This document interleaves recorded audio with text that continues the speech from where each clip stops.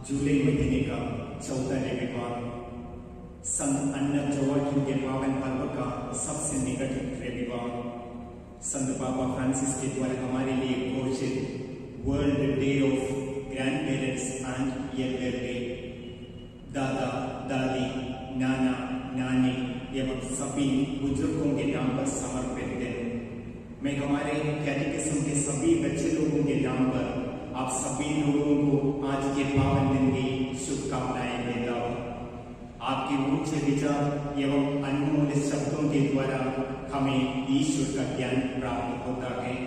आप हैं हमारे जीवन के असली हीरो, आप हैं हमारे जीवन का आदर्श, आप हैं हमारे जीवन का अनमोल निधि। ईश्वर आप सभी को सुरक्षित रखे, स्वस्थ रखे। जय यीशु।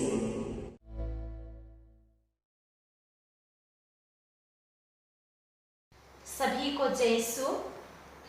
आज हम कैटेकिज्म के 6th क्लास में उपस्थित हैं और हम देखेंगे प्रभु यीशु में हमारा विकास, प्रभु यीशु में हमारा विकास। और इस पुस्तक के दूसरे भाग में हम प्रवेश करेंगे। दूसरा भाग, पहला अध्याय है सामाजिक जीवन और नियम। सामाजिक जीवन और नियम हम हमारे सामाजिक जीवन में ही देखते हैं। कई नियमों का पालन करना होता है और वह नियम हमारे लिए ही खुद बनाया हुआ है। हम देखते हैं यहाँ चित्र दिए गए हैं जिसमें ट्रैफिक लाइट है, रोड है। रोड में किस तरह से एक छोर से दूसरी छोर जा सकते हैं और यहाँ कई प्रकार के निशाने भी दिए गए हैं। हम देखते हैं इन चिन्हों के द्वारा हमें कई प्रकार के और कहाँ रास्ते पे मुड़ना है, कहाँ गाड़ियों को धीरे चलाना है। इस तरह से यदि चारों तरफ से रोड पे गाड़ियां आती हैं तो गाड़ियां कहाँ जाएगी? एक दूसरे से ही टकराएगी। और यात्रा करते समय हम देखते हैं किस तरह से नियमों का पालन करना पड़ता है, किस साइड से हमें गुजरना पड़ता है। और सामाजिक जीवन जीने के लिए नियम हमारे लिए बहुत ही अनिवार्य है और उन नियमों का पालन करने से ही हम जीवन में और भी अच्छी तरह से आगे बढ़ सकते हैं और अपना जीवन यापन कर सकते हैं। उत्पत्ति ग्रंथ में अध्याय 1 पद संख्या में 27 में कहते हैं, ईश्वर ने मनुष्य को अपना प्रतिरूप बनाया। ईश्वर ने मनुष्य को अपना प्रतिरूप बनाया। आदि मानव की संतति हमेशा फैलती गई, फैलती रही। उसके बाद में और अलग अलग जगहों पर, अलग अलग देशों में, अलग अलग परिवारों में मनुष्य जाति एक परिवार बनाता है और अलग अलग देशों में रहकर अपना जीवन यापन करता है। स्वर्ग और पृथ्वी की सृष्टि करते समय ईश्वर ने उनमें एक निर्धारित क्रम रखा जिसके तहत ये सभी सृष्टि वस्तुएं क्रमानुसार चलती हैं। हम देखते हैं सूरज, चंद्रमा और अनेक प्रकार के ग्रह हमेशा वे अपने क्रम के अनुसार ही नियमों का पालन करके वे भी चक्र लगाते हैं।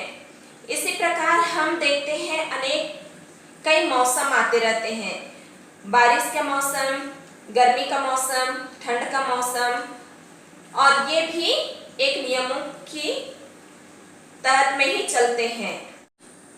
हम देखेंगे अंतःकरण के बारे में। मानव के हृदय में ईश्वर ने एक विशेष अंतर्दृष्टि प्रदान की है। मानव के हृदय में एक अंतर्दृष्टि यानी कि हमको अंदर से ही देखने की शक्ति प्रदान की है, जो उसे सही और गलत का बोध कराता है, जो हमें वह सही और गलत का बोध कराता है, यानी हमें जानकारी देते हैं, उसे अंतःकरण करते हैं। यह ईश्वर की आवाज है। अंतःकरण एक ईश्वर की आवाज है और इसे एक व्यक्ति को उसकी नैतिकता के बारे में किस तरह से आगे बढ़ने की प्रेरणा देती है। हृदय में विद्यमान होती है। अंतःकरण व्यक्ति के हृदय में विद्यमान होती है और यह व्यक्ति को विवेक देती है।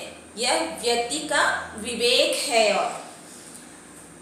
और उससे हमें बुरे और सही का पता लगता है। अंतःकरण हमें सही और गलत के बारे में बताता है। अंतःकरण की बदौलत से ही हम नैतिकता के बारे में अच्छी तरह से समझ सकते हैं और परख सकते हैं और उसकी विवेचना भी हम अच्छी तरह से कर सकते हैं। अंतःकरण मनुष्य को उत्तरदायित्व लेने की अनुमति भी देती है। अंतःकरण की आवाज जो व्यक्ति अच्छी तरह से सुनता है, ध्यान देता है, तो वह ईश्वर की आवाज ही अपने हृदय से सुनता है और प्रभु यीशु से बातें भी करता है। मानव के हृदय में ईश्वर ने नियम अंकित कर दिए हैं। मनुष्य के हृदय में ईश्वर अपने नियम को अंकित कर दिए हैं। उसकी मान मर्यादा इसमें है कि वह इन नियमों का पालन करे, जिसके तहत ये सभी सृष्टि वस्तु में क्रमानुसार चलती हैं। हम देखते हैं सूरज, चंद्रमा और अनेक प्रकार के ग्रह, हमेशा वे अपने क्रम के अनुसार ही नियमों का पालन करके वे भी चक्र लगाते हैं। इसी प्रकार हम देखते हैं अनेक कई मौसम आते रहते हैं। बारिश का मौसम, गर्मी का मौसम, ठंड का मौसम, और ये भी एक नियमों की तहत में ही चलते हैं। मिस्र की गुलामी से छुड़ाकर जब वे उन्हें कानान देश की ओर ले जा रहे थे, तो ईश्वर ने उनके नेता मूसा द्वारा उनके साथ एक विधान स्थापित किया। हम देखते हैं मूसा मिस्र देश से सभी गुलामी व्यक्तियों को छुड़ाकर, फिरौन के हाथ से छुड़ाकर कानान देश ले जा रहे थे। तब ईश्वर ने मूसा के साथ एक विधान स्थापित किया। वह था नया 10 नियम,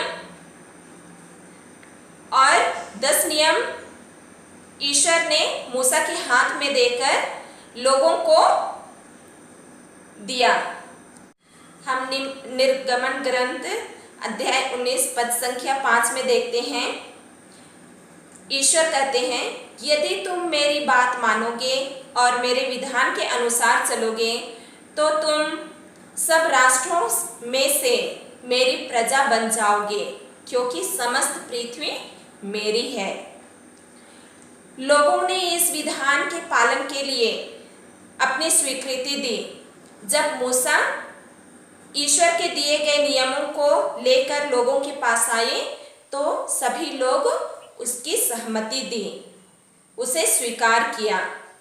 तब ईश्वर ने मूसा द्वारा उसे 10 नियम दिए। उसके बाद ही ईश्वर ने मूसा को वह 10 नियम दिए और मूसा सभी लोगों को बताए। चलिए हम यहाँ देखते हैं 10 नियम।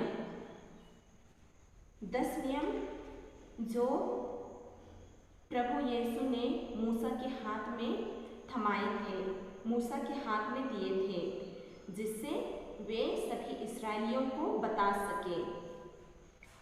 हम देखते हैं यहाँ पहला है, मैं प्रभु तेरा एक परमेश्वर हूँ।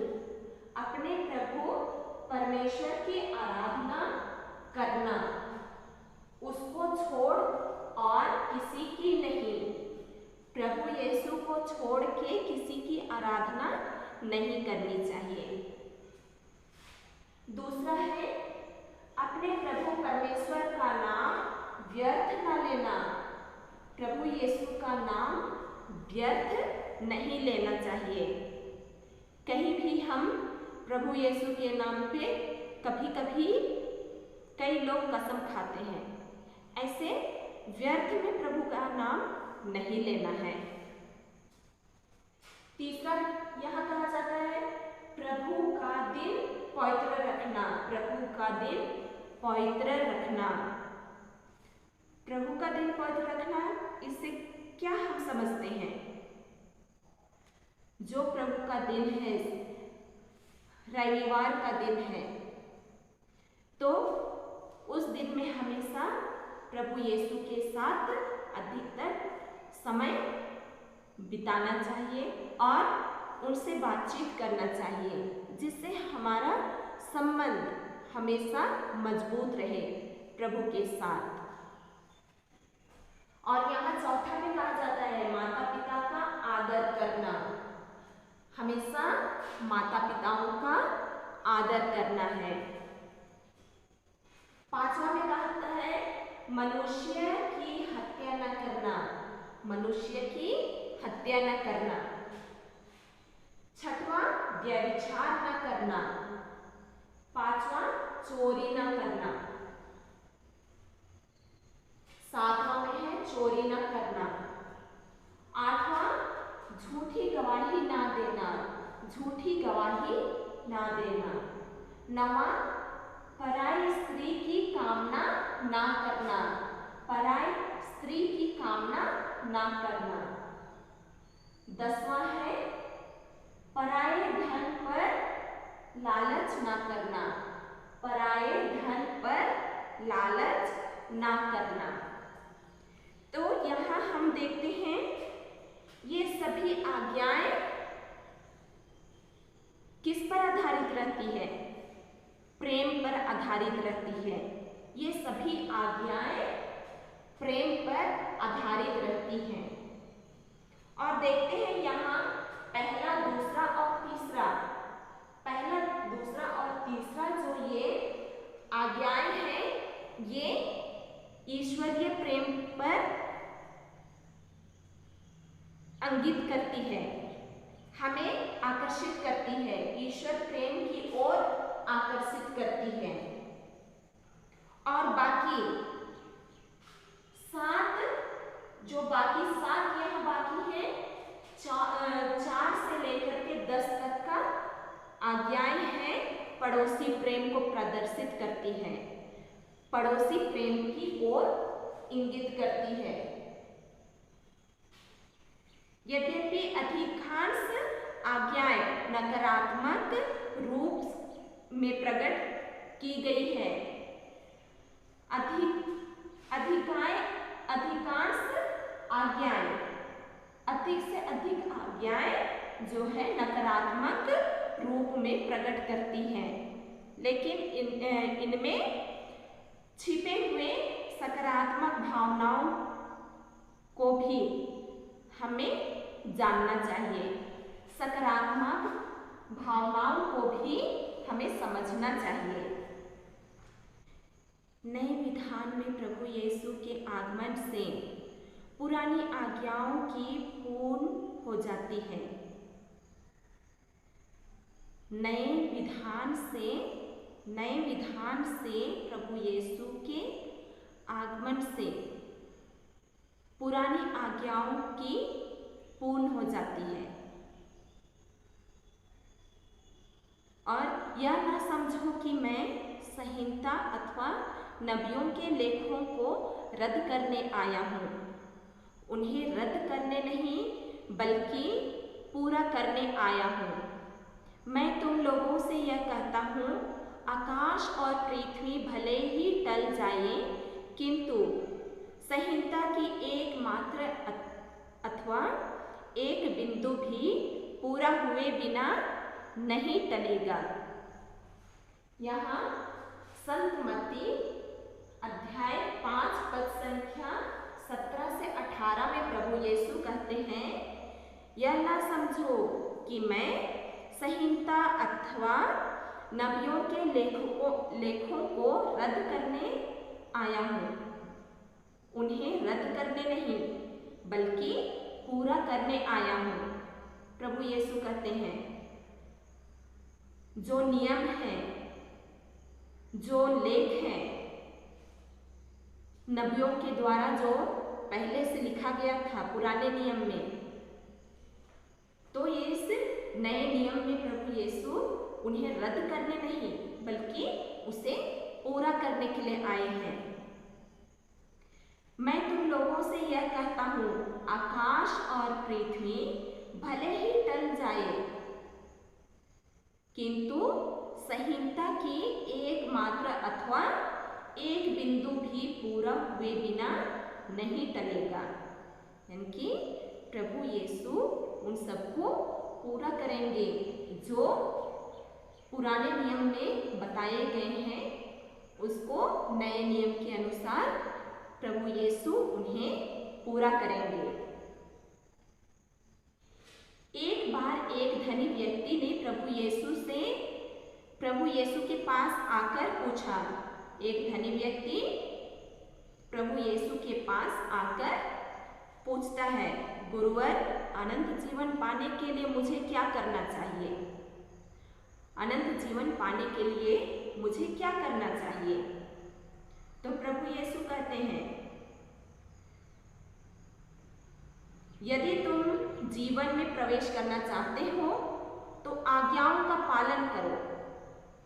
प्रभु यीशु कहते हैं उन्हें, आज्ञाओं का पालन करो। उसने दोबारा पूछा, वह धनी व्यक्ति ने दोबारा प्रभु यीशु से पूछा, कौन सी आज्ञाएं? प्रभु यीशु ने कहा, हत्या मत करो, चोरी मत करो, झूठी गवाही मत दो, अपने माता पिता का आदर करो और अपने पड़ोसी को अपने समान प्यार करो। ये संत मत्ती अध्याय 19 पद संख्या 16 से 19 तक में दिया गया है। फिर अंतिम भोजन के समय शिष्यों के पैर धोने के बाद प्रभु यीशु ने हमको एक नई आज्ञा दी। प्रभु यीशु ने अपने शिष्यों का पैर धोया अंतिम भोजन के समय। अंतिम भोजन के समय प्रभु यीशु ने अपने शिष्यों के पैर धोकर हमें प्रेम का संदेश देते हैं। यह मेरी आज्ञा है, जिस प्रकार मैंने तुम लोगों को प्यार किया है, ठीक उसी प्रकार तुम भी एक दूसरे को प्यार करो। प्रभु यीशु कहते हैं, जिस तरह मैं तुमको प्यार किया है उसी तरह तुम भी अपने माता पिता, अपने भाई बहन, अपने पड़ोसी, अपने रिश्तेदार सभी को प्यार करना है। और ईश्वर ने जो भी नियम दिए हैं वे हमारी भलाई के लिए ही है। जो कुछ भी नियम हमारे लिए बनाया गया है ईश्वर के द्वारा, वो हमारी ही भलाई के लिए है। वे नियम हमारा नैतिक मार्गदर्शन करते हैं। वह नियम हमारे नैतिक मार्गदर्शन करते हैं, हमें अच्छा रास्ता दिखाती है, अच्छे मार्ग पर ले चलती हैं। इस प्रकार हम अपनी मानव गरिमा को बढ़ाते जाते हैं। इस तरह हम अपने आप को एक सफलता की मंजिल की ओर ले जाते हैं, जिससे हमें हमेशा सफलता मिलती है। तो हम यहाँ देखते हैं उत्पत्ति ग्रंथ अध्याय 1 पद संख्या 27 में प्रभु यीशु ने, परमेश्वर ने मनुष्य को अपना प्रतिरूप बनाया।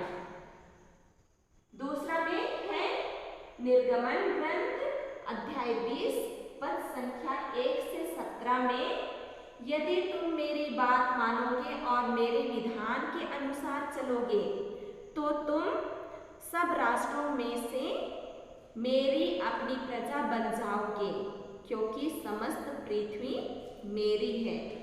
कहते हैं संत मत्ती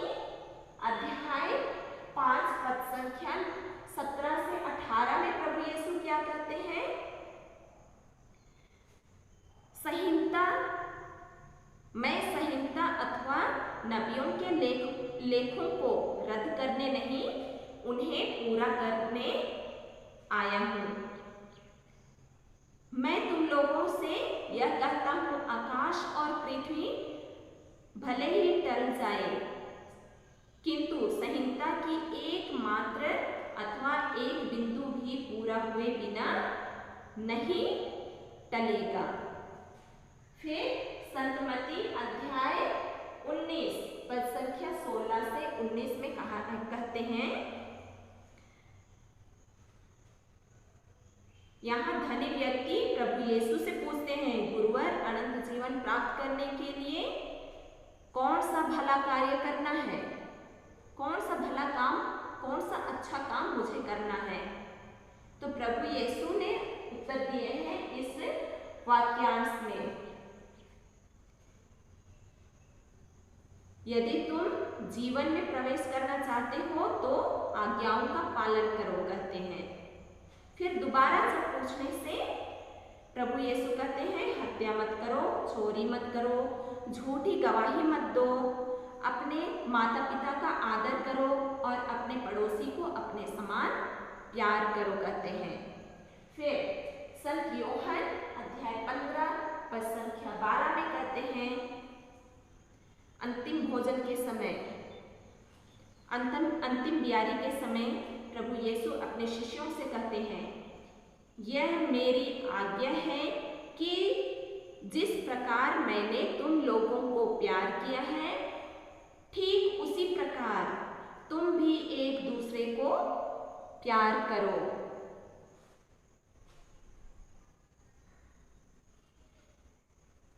तो इस तरह से हमें हर नियमों का, जो 10 आज्ञाएं हमें ईश्वर के द्वारा दी गई हैं, उन्हें हमें अपने जीवन में हमेशा उपयोग करना है। परिवार में हो चाहे बाहर, घर के बाहर हो, हमें हमेशा प्रभु यीशु के आज्ञाओं का, उनके नियमों का पालन करना है। धन्यवाद।